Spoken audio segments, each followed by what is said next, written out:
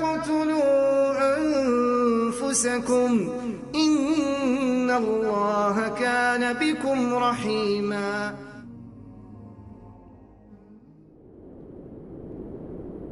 افغانستان د لوړو غرونو او لرغوني تاریخ لرونکی خو د کلونو جګړو، بېوزلۍ، بېعدالتۍ له امله زیانمن شوی هیواد.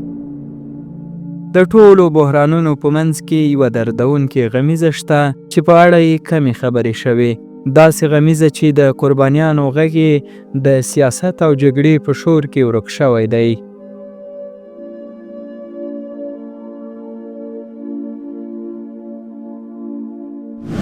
انساني قاچاق. د ګواښ، زور، جبر، دوکې، درغلۍ او له کمزورۍ څخه د ناوړه استفادې له لارې د اشخاصو یعنې د نارینه‌وو، ښځو او ماشومانو لیږد، پټول یا ځای پر ځای کول، پلورل، جنسي ګټه اخیستنه، د جبري کار، سوالګرۍ، د غړو د پلور او یا نورې غیر قانوني لارې چې د هغوی د استثمار په موخه ترسره کیږي انساني قاچاق دی.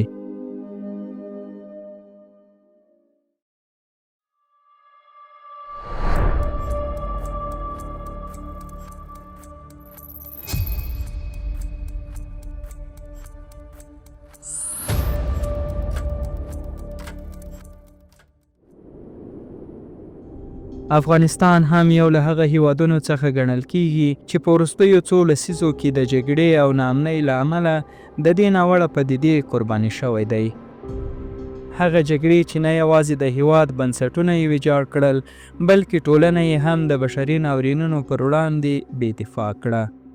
د دغو کنډوالو په زړه کې یو پټ بازار رامنځته شو، داسې بازار چې پکې انسانان د وګړو په توګه نه بلکه د توکو په ډول معامله کېدل.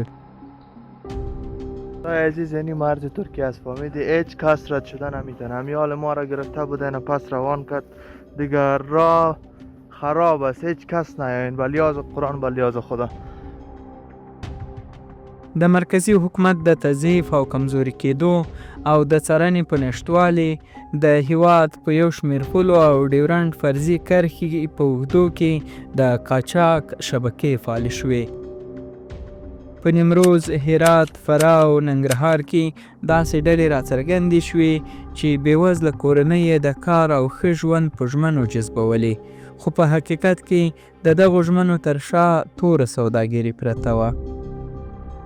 هغه ښځې چې د کار په پلمه قاچاق کېدې، هغه ماشومان چې پیر او پلور کېدل، او هغه نارینه چې د غیر قانوني کاري قوې په توګه ګاونډیو هېوادونو ته لیږل کېدل. بېوزلي، ناامني او فساد د دې تراژیدۍ درې اړخونه وو. هغه اړخونه چې قاچاق وړونکي یې ورځ تر بلې پیاوړي کول.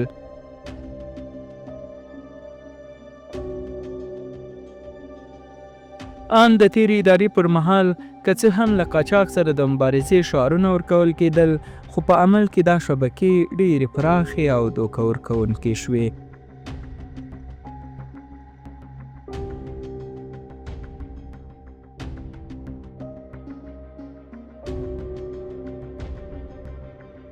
د ملګرو ملتونو سازمان راپورونه ښیي چې له 2000 لومړي زیږدیز کال وروسته افغانستان د خلیجي هېوادونو او ان اروپا ته د انساني قاچاق لپاره په یو اصلي تګلوري بدل شو. په دغه تګلوري نړیوالو ډلو له داخلي ډلو سره همکاري کوله او اصلي قربانیان یې ښځې او ماشومان وو.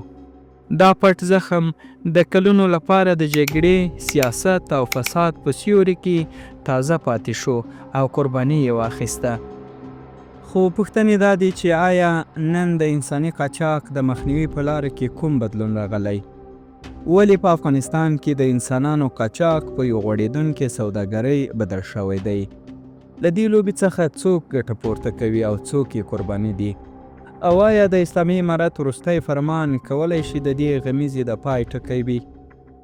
په دغه مستند کې غواړو د یادو پوښتنو ځوابونه ومومو او په ورته وخت کې د دغه تریخ حقیقت پټې څېرې ښکاره کړو.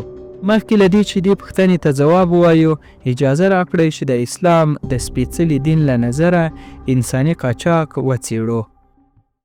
انساني قاچاق نه یوازې د ملي اصولو او نړیوالو اسنادو له مخې منع دی، بلکې د اسلام په سپېڅلي دین کې د عظیم شان قرآن د مبارکو آیاتونو او د رسول الله صلی الله علیه وسلم د سنتو له صریحو احکامو سره هم په ټکر کې دی.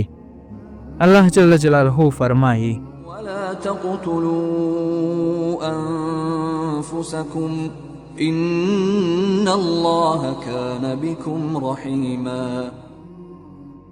همدارنګه رسول الله صلی الله علیه وسلم فرمایلی: عن علي بن شيبان رضي الله عنه أن رسول الله صلى الله عليه وسلم قال: من بات على ظهر بيت ليس عليه حجاب فقد برئت منه الذمة. د حضرت شیبان رضی الله تعالی عنه څخه روایت دی چې رسول الله صلی الله علیه وسلم وفرمایل: څوک چې د شپې پر داسې بام ویده کیږي چې پر هغه دیوال نه وي، او په یو روایت کې دا الفاظ دي چې پر هغه ډبرې نه وي، یعنی د ډبرو دیوال نه وي، نو له هغه څخه د الله تعالی ذمه ولاړله، یعنی د هغه د ساتنې ذمه ختمه شوه، ځکه چې هغه خپل ځان خپله په خطر کې واچاوه. د قرآن عظیم شان د پورته مبارک آیات او د رسول الله صلی الله علیه وسلم د مبارک حدیث پر بنسټ انساني قاچاق یو غیر شرعي عمل دی چې دا ناوړه پدیده له څو لسیزو راهیسې په افغانستان کې شته او له امله یې وخت ناوخته د انسانانو ژوند له خطر سره مخ کیږي. الله جل جلاله فرمایي: ولقد کرمنا بني آدم. ما د بابا آدم علیه السلام و اولادې ته و زامنو ته و بچانو ته عزت ورکړی دی. نو عزت په قاچاق کې نشته. په قاچاق کې د انسان په قاچاق کې چې د بې عزتي د اهانت د سپکاوی دی. نو باید لکه الله چې موږ ته احترام و قدر راکړی دی، باید موږ تاسې هم د انسانانو قدر وکړو، عزت یې وکړو، د اهانت و د سپکاوي څخه ځانونه وساتو. که څوک په قاچاق باندې ځي نو د هغه دپاره هم دا ناروا عمل دی، غیر شرعي عمل دی، او که څوک بیایي نو هغه دپاره هم دا عمل چې دی دا غیر شرعي دی، ناروا عمل دی. د افغانستان اسلامي امارت د انساني قاچاق د مخنیوي او د خلکو د عزت او عفت د ساتنې په موخه د 1446 هجري قمري کال د شپږمې میاشتې پر 9مه نیټه یو فرمان په صادرولو سره د ارشاد، حج او اوقافو، پوهنې، لوړو زده کړو، اطلاعاتو او کلتور، امر بالمعروف، نهي عن المنکر او شکایتونو اوریدلو، سرحدونو، قومونو او قبایلو چارو او د مخابراتو او معلوماتي ټکنالوژي وزارتونه مکلف کړل چې د انساني قاچاق او ژوند ته د خطر رسولو د ناوړه پایلو او شرعي ممانعت په اړه د عامه پوهاوي تدابیر ترتیب او پلي کړي او د انساني قاچاق پر ناوړه عواقبو دې خلک پوه کړي. انساني قاچاق یوازې د افغانستان ستونزه نه ده، بلکې دا د هغې لوی نړۍ ستونزه ده چې د نړیوال کپیټالیزم یا سرمایه‌دارانه نظام پایله کې کوم سیستم رامنځته شوی دی. هغه سیستم دا دی چې سرمایه‌داران باید نورم سرمایه‌دار شي او بېوزلي قومونه او هېوادونه باید لا بېوزله شي یا انسانان. دا پدیده په یو لوی نړۍ باندې غوړېدلې ده او لامل همدغه کپیټالیزم دی چې په نړۍ کې یو لوی بې عدالتي رامنځته کړې. دلته بعضې ایجنسیانو ټریول ایجنسیانو ولا هم دغه مشکل رامنځته کړه چې دغه قاچاقبرانو سره دغه لارې جوړه کړه، یو بزنس جوړ شو، یو کاروبار یې دینه جوړ شو چې دوی جوړ کړه. دلته په د ایرانیانو هغه سره د قاچاقبرانو سره همدا شی دی، ترکیې قاچاقبرانو سره یې ګوتې همدا شی دی، اخواته د روس د قاچاقبرانو سره دوی ګوتې پټې کړې، بیا دغه په قاچاق باندې دغه د ټریول ایجنسۍ ولا دغه بزنس جوړ کړو، کاروبار یې جوړ کړی دی. کنه دغه مشکلات رامنځته شو.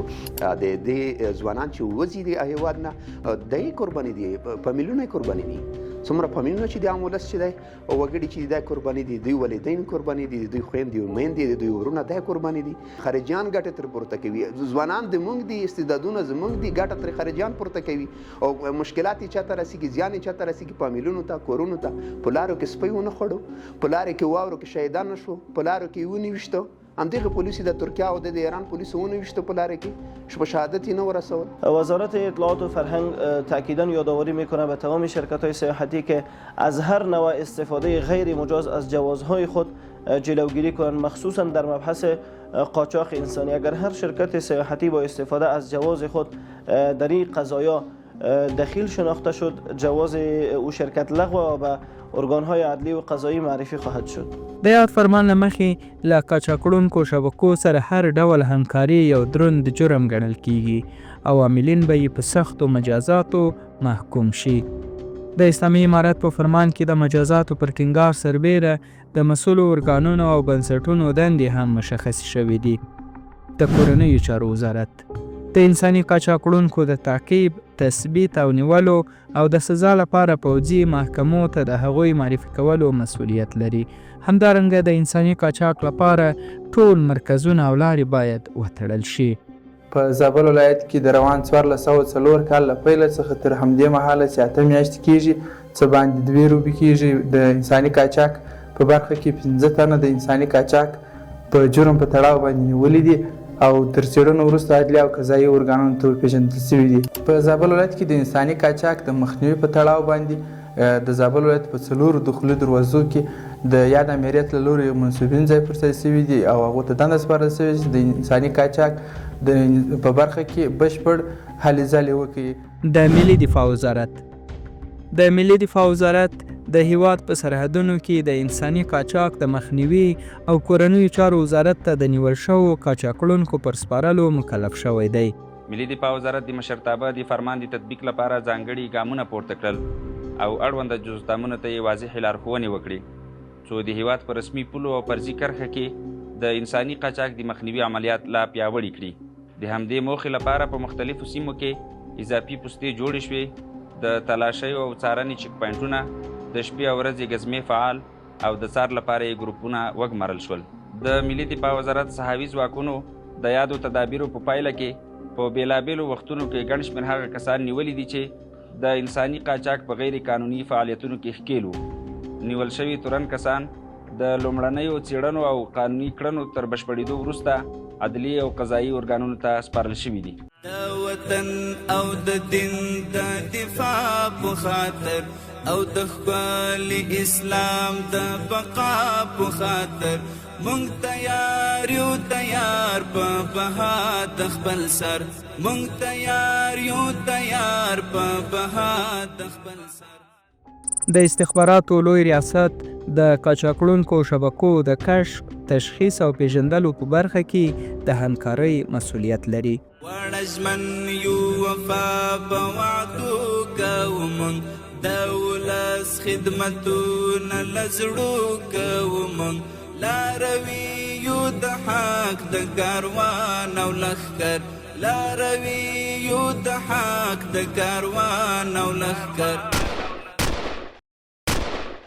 د ارشاد، حج او اوقافو، پوهنې، لوړو زده کړو، اطلاعات او کلتور، امر بالمعروف، نهي عن المنکر او د شکایتونو اوریدلو او د مخابراتو او معلوماتي ټکنالوژۍ وزارتونو ته مسؤلیت ورکړل شوی چې د پوهاوي ورکولو پروګرامونو د ترسره کولو له لارې ټولنه د انساني قاچاق له ناوړو پایلو څخه خبر کړي او سیمه ییز عالمان او مشران هم په دې لاره کې همکاري وکړي. وزارت اطلاعات و فرهنگ در راستای مسئولیت‌های خود و مخصوصا در راستای آگاهی دهی عامه راجع به فرامین و احکام عالی قدر امیرالمؤمنین حفظه الله و رعاه در سطح کشور، مخصوصا در موضوع قاچاق انسان که فرمان عالی قدر امیرالمؤمنین حفظه الله آمد، در این باره هم به تمام ولایات توصیه شده، برنامه‌های مختلف گرفته شده و در آینده هم ما به شکل نمبروار جهت آگاهی دهی عامه راجع به فرامین عالی قدر امیرالمؤمنین حفظه الله ما برنامه‌های خود را می داشته باشیم، چه در رسانه‌ها، چه در رسانه‌های صوتی، چاپی، مقالات، کتب و همچنین از راه برنامه‌های زنده که مردم در حضور داره این موضوعات تعقیب میشه. په هیواد کې د بیکاری کچې د راټیټولو او همدارنګه د غیر قانوني مهاجرتونو د مخنیوي په موخه د کار او ټولنیزو چارو وزارت په دې هڅه کې ده چې په کور دننه او بهرنۍ هیوادونو کې افغان کارګرانو ته د کار زمینه مساعده شي، چې په دې ترڅ کې د قطر له شاهي دولت سره یو تفاهم هم ترلاسه شو په 3 مختلف پړاوونو کې د 9900 کاري فرصتونو لپاره نوملیکنه شوې ده. د هغوی اسناد قطري لوري سره شریک شوي. موږ هیله من یو چې هغه هیوادوال چې په شرایطو باندې برابر دي د هغوی د انتقال لپاره هم زر تر زره زمینه مساعده شي. د دې ترڅنګ په ایران، سعودي عربستان، عمان، عربي متحده امارات او روسیې له کار چارواکو مسؤلینو سره هم وخت نا وخت په دغه اړه باندې خبرې شوې دي او هڅه دا ده چې یادو هیوادونو ته هم د افغان کارګرانو لپاره د کار زمینه مساعده شي چې په دې هیوادونو کې د ایران اسلامي جمهوریت سره تر ډیره پرمختګ هم شوی ده. پوځي محکمې چې د قاچاقړونکو د سزا ورکولو مسؤلیت پر غاړه لري د لومړي ځل لپاره 1 کال بند، د دویم ځل لپاره 2 کاله او د دریم ځل لپاره 3 کاله. نو دا فرمان ښیي چې له انساني قاچاق سره د مبارزې لپاره د اسلامي امارت هوډ او اراده جدي ده. دوامداره څارنه، د خلکو ملاتړ او د مسؤلو ادارو همکاري د دې تورې سوداګري د ځنځیرونو د ماتولو لپاره د بریالیتوب کلۍ ده. لکه څنګه چې مخکې یادونه وشوه، د اسلام سپېڅلي دین د انسان د ځان حرمت او کرامت ته په لوړ مقام کې ځای ورکړی او هیڅوک حق نه لري چې بل کس د معاملې یا غلامۍ د وسیلې په توګه وکاروي.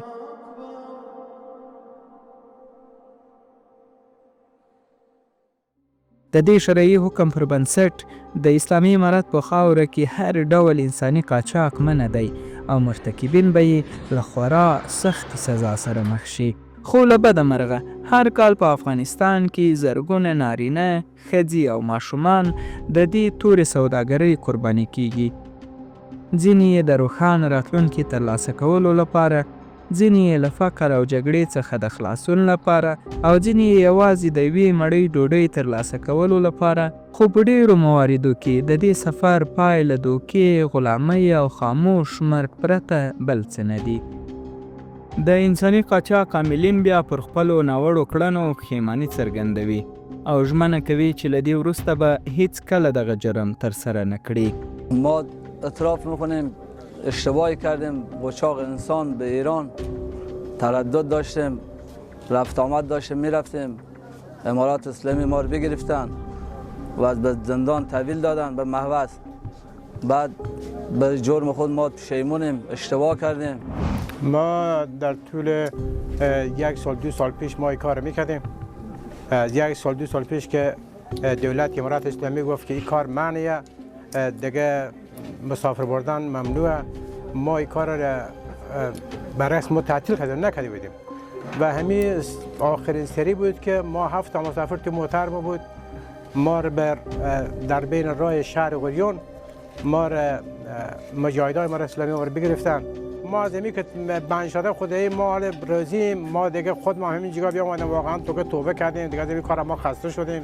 شیخ صاحب فرمان وکړ، موږ ټول د شیخ صاحب فرمان پر ځان تابع کړو. په دې خاطر باندې د خلکو سره ډیر ظلمونه کېدل. په اخر کې د جمهوریت سو په اخر کې د جمهوریت سو بلا د خلکو سره ډیر ظلم مټران چپه کېدل، خلک ستاپېدل، پورته کېدل، پیسې په زور ځنه اخیستل کېدل، هر ظلم د خلکو سره کېدل. د شیخ صاحب فرمان وکړ، ټول خلکو پر سر سترګو منو.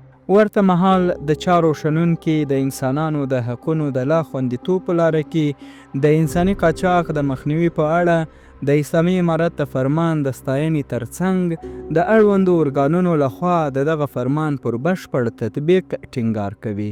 اسلامي امارت دغه فرمان 2 اړخونه لري. یو دا اړخ دی چې ولس باید همکار اوسي او په خپله ځوانان یا جهتونه یا وګړي چې هڅه کوي چې ولاړ شي نورو هیوادونو ته، هغوی ته یو پیغام دی. او له بل طرفه اسلامي امارت په خپله هڅه کوي چې دغو خلکو ته چې دا فرمان ورته متوجه دی هغوی ته بدیلې لارې پیدا کړي او د ښه معیشت لپاره امکانات برابر کړي. اوس چې دا هوډ کړی دی یا د کوم فرمان یې چې راویستلی دی، زه فکر کوم چې اسلامي امارت په دې کې برلسی کیږي، ځکه چې په کوم شي باندې دوی منګولې خاښې کړي یا کوم شي باندې دوی کار روان کړي هغه کلاک وي، هغه غښتلی وي، هغه رښتیا د زړه نه هغه کار کوي. نو اوس زه فکر کوم چې دغه کنټرول لپاره دوی مهمه ده، دغه فرمان مهم دی، دا باید عملي شي او داسې عملي شي لکه څنګه چې دوی فرمان صادر کړی دی. یو شمېر هیوادوال هم د انساني قاچاق د مخنیوي په اړه د اعلیقدره امیرالمؤمنین حفظه الله د فرمان د صادرېدو هرکلی کوي او د هیواد له ځوانانو څخه غواړي چې په هیواد کې پاتې شي او له غیر قانوني لارو څخه بهر ته د تګ فکر دی له خپلو ذهنونو څخه وباسي.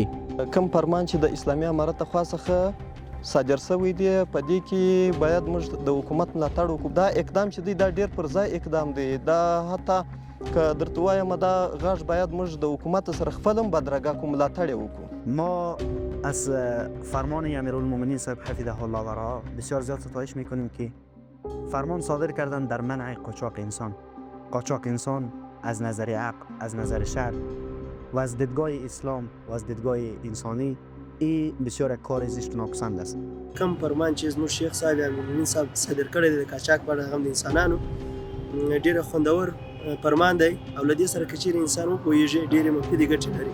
اکثریت ځوانان چې د قاچاقي لارو باندې خارج ته د تګ اراده لري د دوی څخه مهیله غوښتنه دغه ده چې په وطن کې شکر امن او امنیت دی او د تعلیم د زده کړو د کاروبار ډېره ښه زمینه برابره ده. نو دوی څخه مهیله او تقاضا او غوښتنه دا ده چې هلته څومره زیار باسي او مسافرۍ مهاجرت هلته د مسافرۍ شپې ورځې کور نه جدا تېروي. دوی څخه مهیله دا ده که هلته 13 ساعته کار کوي دلته 8 ساعته کار په هماغومره کوښښ سره وکړي انشاءالله چې دلته به ډېر مادیت ترلاسه کړي او د وطن هغه حق به هم ادا کړي او خدمت به هم وکړی شي. دغه خپل وطن کې د کار وکړي، روزګار دې وکړي، همدغلته انشاءالله یو مړی رزق الله رسوي ورته. او دلته ټول ځوانان وروره ګوله ټول دلته بېلارې شو، خپل ځمکه هم خرڅ کړي، پټی خرڅ کړي، پوله خرڅ کړي، چا نه قرض والي چې بیا هلته لاړ شي په کیو خو په قاچاقي لارو ځي. څوک وروره ګوله د مایوخ کار شو، څوک اوبه ویوړل، څوک سیند ویوړل، دلته کور ته خپل غم جوړ شو او ټول دغه مشکلات دي وروره ګوله. له نیمروزه تر ننګرهاره پورې د ایران له پولو او ډیورنډ فرضي کرښې څخه بیا د کابل تر زړه پورې داسې فعالې شبکې شتون لري چې انسانان د مالونو په څیر معامله کوي.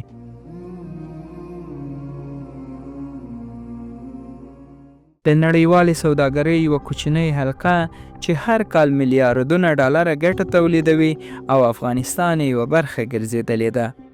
وروستۍ خبره د اعلیقدر امیرالمؤمنین حفظه الله د فرمان تر صادرېدو وروسته په ټول افغانستان کې د انساني قاچاق د مخنیوي لپاره پراخې هڅې پیل شوې او د دغو هڅو د بریالیتوب لپاره د خلکو هر اړخیزه همکاري او کلک ملاتړ ته اړتیا ده. که څه هم د قاچاق شبکې لا هم په ځینو سیمو کې فعاله دي او له پیچلو او پټو لارو خپل فعالیتونو ته دوام ورکوي، خو قانوني چلند او اقدامات، د سرحدونو څارنه او د مسؤلو ارګانونو دقیق تعقیب د غیر قانوني فعالیتونو د محدودیت سبب شوی دی.